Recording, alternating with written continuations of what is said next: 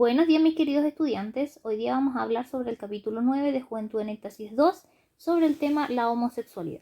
Recordemos que nosotros en este viaje, en estas lecturas que hemos ido haciendo capítulo a capítulo, hemos podido evidenciar que en todas las relaciones de pareja se dan fenómenos que son comunes y que son reiterativos en el proceso, pero que también implican cierto cuidado, protección, respeto, anhelo, ansias y un desprendimiento también de esos prejuicios, temores que nos pueden ocasionar decepciones abruptas y que nos pueden llevar a un camino demasiado doloroso, ¿ya? Y dentro de las posturas y temáticas que nos plantea la obra, porque recordemos que estamos analizando una obra producida en el año 1997 y analizando si su contexto hoy en día es aplicable, si estamos o no estamos de acuerdo con, ¿ya? Sé que muchos van a discrepar respecto a la visión que tiene este profesional respecto al concepto de la homosexualidad, pero no podemos olvidar el contexto. Una obra producida en el año 1997 con una sociedad, con una mirada, con un enfoque que dista mucho de la forma en que hoy en día nosotros nos vinculamos. Para dar inicio a esto vamos a partir por el objetivo de aprendizaje. Y el objetivo es reflexionar en torno al concepto de la homosexualidad, ¿ya? Adentrarnos en esa temática y comprender cómo es que se percibía y se percibe el día de hoy la homosexualidad. ¿Qué es? ¿Hacia dónde va? ¿Para qué nos sirve lo que veremos el día de hoy? Uno, para conocer las diferentes aproximaciones en torno al concepto de homosexualidad. No la práctica, sino que el concepto. Ya vamos, hagamos la separación. Y para plantear y escuchar diferentes posturas al respecto. La postura de cualquiera de los que están aquí escuchando la clase es tan válida como la postura de una persona que puede decir estoy de acuerdo, no estoy de acuerdo, y es muy válida, porque somos personas inherentemente libres de pensar, pero expresar nuestra opinión con respeto, con consideración y con argumentos lógicos racionales. Comencemos. La primera misión que van a tener ustedes al final de esta clase y llegando a sus hogares es meterse a Classroom y responder qué entienden ustedes por sexualidad desde su concepto, desde yo. O sea, yo, por ejemplo, Paulina, entiendo que la homosexualidad es sentir atracción física por alguien de mi mismo sexo, ¿cierto? Esa es mi concepción, esa es mi idea. Eso es lo que ustedes tienen que hacer. Simplemente anotar cuál es su concepto, su idea sobre lo que es la homosexualidad. Algunos pueden decir, no, es que yo pienso que la homosexualidad es una corriente, es esto, esto otro, va a estar bien, ¿ya? Quiero que ustedes me digan, dentro de su lluvia de ideas, de ese montón de pensamientos que ustedes tienen, de esas reflexiones que ustedes han ido recabando a lo largo del proceso de su crecimiento como personas, me cuenten qué entienden ustedes por homosexualidad. Ahora bien, ¿qué entiende Carlos Cuauhtémoc por homosexualidad? La homosexualidad para él es la inclinación manifiesta u oculta hacia la relación erótica con individuos del mismo sexo y la práctica de dicha inclinación. Separemos el concepto propiamente tal. Cuando hablamos de inclinación, significa tendencia, ¿ya? Me llevo hacia un lado más que para el otro. Manifiesta significa que es muy obvia, que es visible, que es predecible, y oculta es aquellas personas que mantienen dentro de su hermetismo, dentro de su burbuja, esta forma de vida para que no se exprese de ninguna manera, ¿ya? Y obviamente que acá habla sobre individuos que son desde el mismo sexo y la práctica de la misma inclinación. Ahora, ¿ustedes están de acuerdo con esa definición? ¿O piensan que es otra la definición que se debería dar a homosexualidad? ¿Consideren que sería posible complementarla con otros rasgos hoy en el siglo XXI, en el año 2021? ¿Se puede hacer o no se puede hacer? Eso también me lo van a anotar en Classroom, ¿ya? Y yo voy a darles feedback después de eso mismo. Y la comunidad homosexual es importante. Veamos esto así, chicos. Nosotros no vivimos solos en el mundo, no solamente existen personas heterosexuales, no solamente vivimos y sentimos dentro de nuestro metro cuadrado, dentro de nuestra sociedad más pequeña, dentro de nuestro hogar, sino que vivimos en comunidad. Pero dentro de la comunidad hay una serie de elementos y partículas que se van construyendo y dentro de ellas nosotros encontramos la comunidad homosexual. Ahora, aproximadamente 5% de la población adulta mundial siente atracción o posee atracción hacia personas de su mismo sexo, un 5%. 2/3 de los homosexuales, incluyendo mujeres, participan también de relaciones heterosexuales. O sea, como que existe cierta inclinación para un lado, pero al mismo tiempo tampoco dejan desierto la posibilidad de mantenerse dentro de las vinculaciones heterosexuales. Alrededor de un 20% de los hombres homosexuales y 33% de las mujeres, entiéndase lesbianas, se casan. Solo 5% de los gays poseen aspecto afeminado. ¿Ya? Esas son las apreciaciones que nos dice el autor. Ahora, si uno analiza lo que dice el autor, podría hacerse preguntas como ¿por qué estas personas se casan? ¿Qué pasaba en la época? ¿Por qué razón en esa época, en el año 97, a pesar de que mi inclinación fuera distinta, tenía que casarme igual? ¿Hoy en la sociedad se exige casarse? ¿Es un bien necesario para agradarle a la comunidad? Porque indudablemente esos millones de seres humanos merecen todo el respeto, los derechos y garantías. Pero ¿por qué son homosexuales? ¿Nacieron así? ¿Es cuestión de hormonas? ¿Cuál es la situación que está ahí? ¿Nacieron así? ¿Existe una condición fisiogenética? ¿Hay un cromosoma dentro de los que se conmutan dentro del proceso de la fecundación que genera esto? ¿O es una cuestión de una desviación hormonal que genera este cambio, este cortocircuito y ahí de repente uno dice, soy homosexual? Vamos a irlo viendo en cada una de las partículas que ven de aquí en adelante. El autor plantea rasgos característicos del perfil homosexual, ¿ya? Desde el carácter homosexual. Y en primera instancia tenemos la melancolía. En la melancolía dice que todas estas personas son introvertidas, son idealistas y también son artísticas. Ya tienen mucho bagaje asociado con lo sensible. Si ustedes recuerdan que nosotros vimos en la etapa de separación del hombre del teocentrismo al antropocentrismo, nosotros dijimos que el hombre se idealiza a sí mismo, es mucho más artístico, mucho más expresivo, gusta más de representar su estructura física. Entonces uno puede decir que ya en la historia se conoce el concepto de la melancolía de estos autores y de estas situaciones desde muy atrás dentro de la historia. Tienen un temperamento extremadamente sensible, lo cual los hace propensos a la depresión y a la tristeza.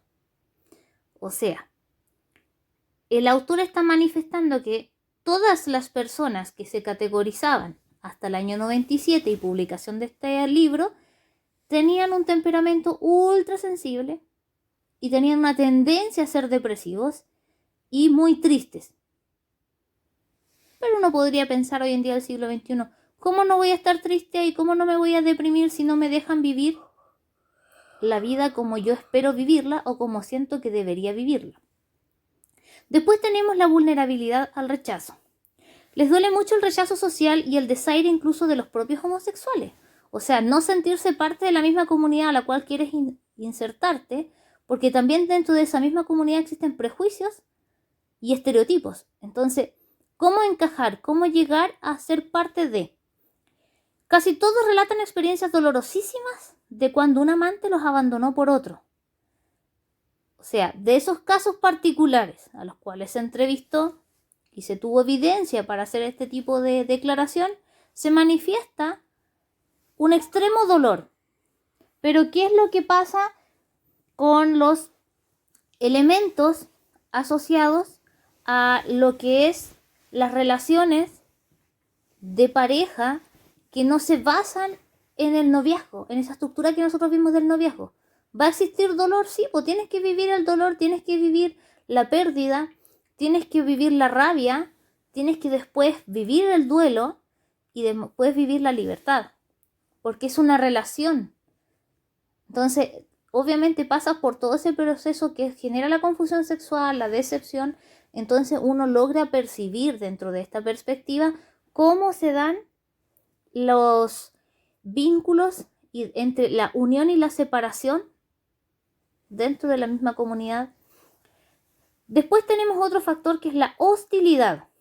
Tienden a ser explosivos y volubles, o sea, explotan con mucha facilidad. Cuando hablamos de que son volubles, o sea, cambian con mucha facilidad de opinión o de perspectiva. Con frecuencia se enfurecen y agreden para después retirarse y echarse a llorar.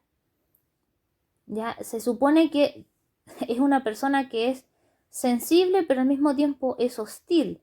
Pero esa hostilidad, ¿a qué se debe? Hay que profundizar un poquito más, más que dentro de la generalización de lo que menciona el autor, podemos pensar un poquito más y decir, ¿por qué podría colocarse alguien en posición de defensa y ataque y reaccionar de esa forma, pero después quebrantarse? ¿Por qué llorar con tanta angustia, con tanto desenfreno después de este tipo de situaciones?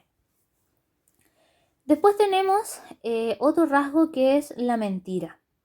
La mentira dice que la mayoría prefiere ocultar sus preferencias sexuales y adquiere una gran capacidad para engañar. Pero pensemos, año 97, temas tabú, no puedes decir lo que sientes, sociedades extremadamente conservadoras. Hoy en día se da eso de que todos los homosexuales son mentirosos. Analicemos ese tipo de reflexión. Después tenemos la infidelidad. Su vida transcurre en busca de una pareja estable, probando continuamente relaciones nuevas. ¿Y los heterosexuales no hacen lo mismo? Según la visión que nos plantea el autor, en la búsqueda de una pareja estable, de ese ser que te va a acompañar el resto de tu vida, que va a ser tu compañero, con el cual vas a tener comunicación, respeto, fidelidad, confianza, todos esos elementos los buscas.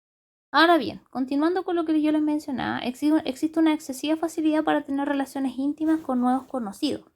O sea, como que de una u otra manera, como ando en busca de diferentes parejas, tengo cierta tendencia a mantener mis relaciones de pareja con nuevas personas, a abrirme más rápidamente a tener nuevas relaciones. Y también la fidelidad moral es casi nula, incluso entre quienes se unen para vivir juntos. Moralmente no son fieles. Fíjense ahí. Esa es la percepción que existía en la época y que planteó el autor. Después nos dice en el punto 6 que existe una excesiva búsqueda de lo erótico. Las lesbianas obtienen placer mediante la masturbación mutua y la estimulación oral de sus genitales. Los varones, en tanto, realizan exactamente lo mismo. Sin embargo, además de la estimulación oral del pene, practican la penetración anal. Al principio la práctica puede resultar dolorosa, pero como el ano posee terminaciones nerviosas similares a las del glande, terminan por sentir placer. ¿Ya? Eso desde un punto de vista del análisis físico de la situación que ocurre cuando existe este tipo de penetraciones, que nosotros dijimos que era una práctica sexual, no era coito, propiamente tal. ¿Están de acuerdo ustedes con lo que plantea el autor? Quiero que argumenten su respuesta. Les voy a dejar el espacio ahí en Classroom para ver cómo ustedes están o no están de acuerdo con los 6 puntos que plantea Carlos Cuauhtémoc Sánchez y qué cosas le agregarían, qué cosas le quitarían a cada uno de esos puntos que él plantea como la contracorriente de cómo definiría él a las personas que son homosexuales o que tienen cierto carácter con tendencia homosexual. Ahora, ¿será una cuestión de hormonas ser homosexual?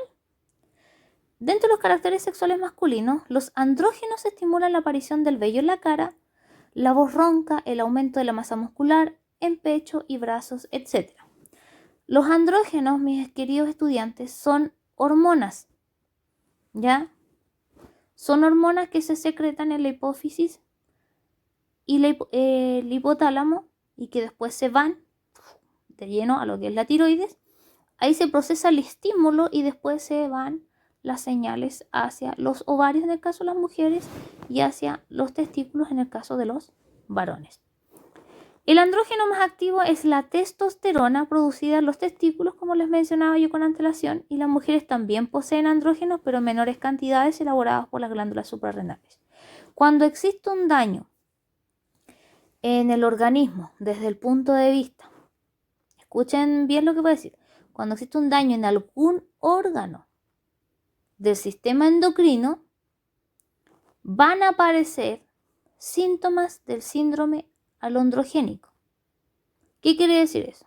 Ustedes han visto que hay mujeres que tienen barbita, han visto mujeres que tienen hirsutismo, ya que tienen exceso de vello en las piernas, especialmente en los glúteos, en la barbilla, en los senos y en el cuello.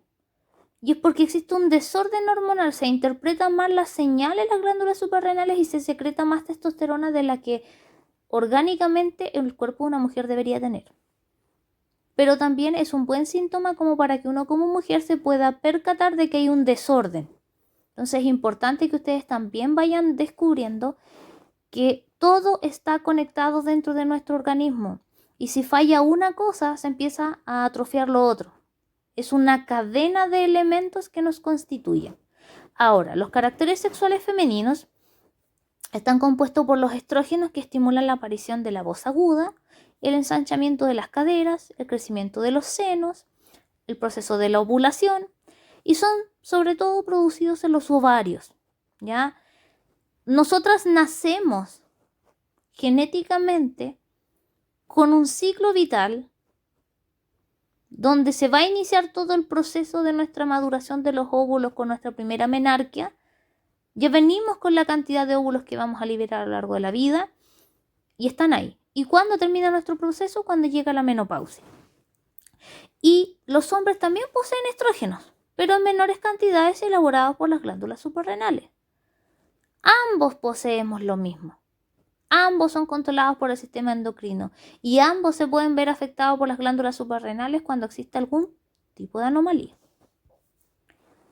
En el cuerpo de hombres y mujeres circulan hormonas femeninas y masculinas entremezcladas, no obstante, en un correcto equilibrio de acuerdo con el sexo respectivo. Cuando ya empiezan a aparecer síntomas físicos que afectan la biología celular del cuerpo, ahí uno concurre generalmente al médico.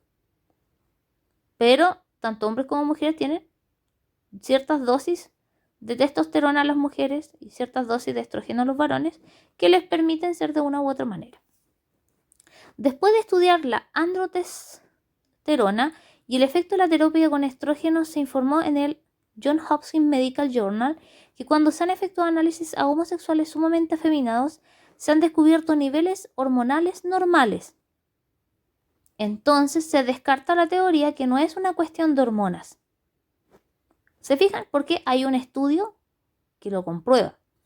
Estudios contundentes han comprobado la falsedad de que las lesbianas o los gays poseen más hormonas del sexo opuesto que del suyo propio. ¿Ya? No necesitan tener una anormalidad dentro de sus glándulas suprarrenales o dentro de su organismo para poder ser homosexual. Entonces se descarta la hipótesis de que sería por una cuestión de hormonas. Abundan varoniles fisicoculturistas a los que evidentemente no les faltan hormonas masculinas, con preferencias sexuales hacia su mismo sexo. Si se tratara de una cuestión de hormonas, hace muchos años que la homosexualidad hubiera desaparecido mediante la administración de medicamentos que proporcionaran las sustancias faltantes. Un hombre homosexual posee hormonas de hombre y una mujer homosexual posee hormonas de mujer. Así, tajantemente. Uno tiene lo que tiene por herencia genética, XY. Ahora bien, cuando uno analiza estas miradas, está más que claro, mis queridos estudiantes, de que aquí no es un tema hormonal, es un tema de la falta de equilibrio entre aceptar las diferencias, ¿ya? Eso no son personas que estén enfermas. Si bien es cierto, la sociedad no los acepta, hay muchos elementos dentro de la sociedad que uno quisiera cambiar, Pero los cambios dentro de lo que es la convivencia de los seres humanos no se dan por firmar un papel, por firmar una ley, sino que se dan por educarnos y aceptar culturalmente que son parte de nuestra sociedad. Ejemplos de este tipo de malas prácticas que nosotros como sociedad chilena tenemos es lo que ha pasado con la gente extranjera que ha llegado a vivir a nuestro país, donde hemos discriminado por color, hemos discriminado por acento, hemos discriminado por cultura.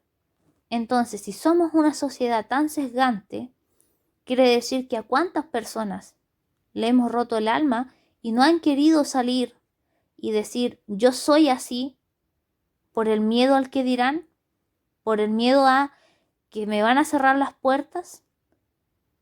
¿Qué podemos hacer nosotros como sociedad para que esto sea mejor si se merecen todas las garantías, todo el respeto, todo el valor que también yo como mujer y que también ustedes como jóvenes, varones, adolescentes que están en proceso de construcción necesitan tener? Entonces necesitamos un poco más de cultura. No es una cuestión hormonal, no es una cuestión física, es simplemente el ser como quieren ser. Entonces, ¿qué hicimos hoy día en la clase? Reflexionamos en torno al concepto de la homosexualidad y vimos aproximaciones desde la mirada del autor de la época del año 1997, un siglo anterior atrás.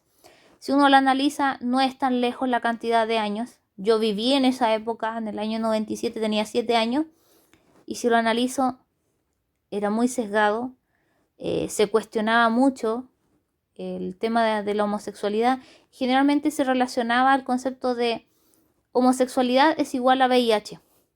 Así de crudo y así de fuerte y potente eran los discursos de la época, y no es así. Entonces uno va dándose cuenta en el proceso que se va construyendo con la sociedad, que se van derribando mitos. Ahora, ¿cuántos de esos mitos han ido derribando desde el año 97 a la fecha? Son muchos. Ustedes también se han criado y han ido creciendo con miradas y perspectivas totalmente distintas en una sociedad que parece un poquito más justa que antes. Parece. Pero en la práctica necesitamos un poco más de justicia. Y para plantear y escuchar diferentes posturas al respecto, porque es importante, chicos, que yo los pueda leer, que sus demás pares puedan evidenciar qué es lo que ustedes piensan en torno a esto. Porque no podemos negar que existe. Ya pasaron los años donde todo era tema tabú. Hoy en día tenemos que hablarlo, conversarlo y no darle características de un síntoma o una enfermedad, sino que entender por qué no solamente aquí en Chile, no solamente en Latinoamérica y no solamente en los 5 continentes se da. Somos seres humanos y por alguna extraña razón vivimos este tipo de características dentro de la sociedad. Les agradezco, chicos, su atención. Los invito a realizar la actividad que les dejé cargada como un juego para que puedan practicar los conceptos que plantea el autor. Y sobre todas las cosas les deseo una bella, bella jornada. Mis cariños, mis bendiciones a cada uno de ustedes. Que Dios los bendiga muchísimo. Bendiciones. Chao, chao.